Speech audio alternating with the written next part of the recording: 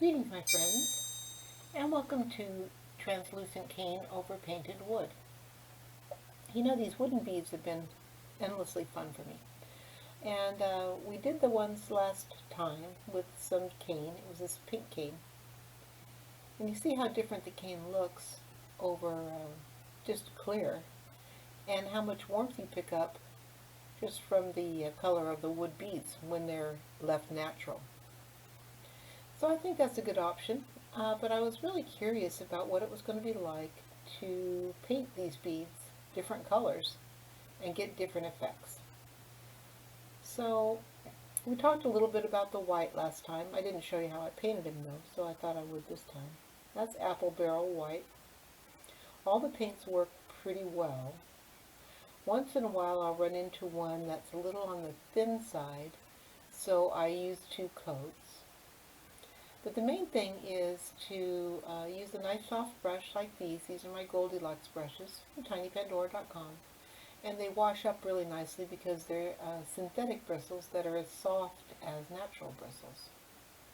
So I bring my white up over the edge and make sure that the whole bead is covered.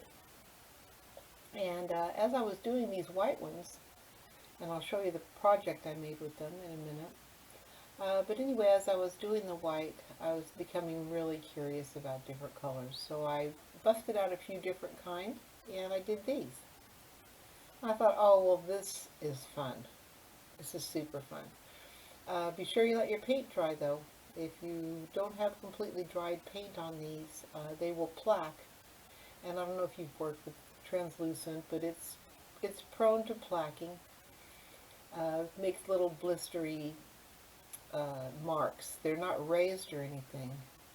They're just like shadows. So be sure you let it dry really well, and that won't happen so much.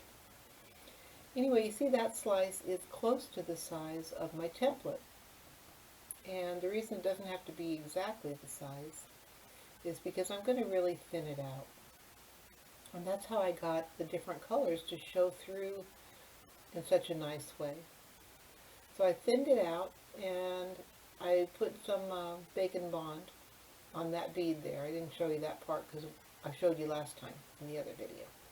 But that one's got a layer of Bacon Bond on it, and I'm putting my thin sheet of translucent cane over it.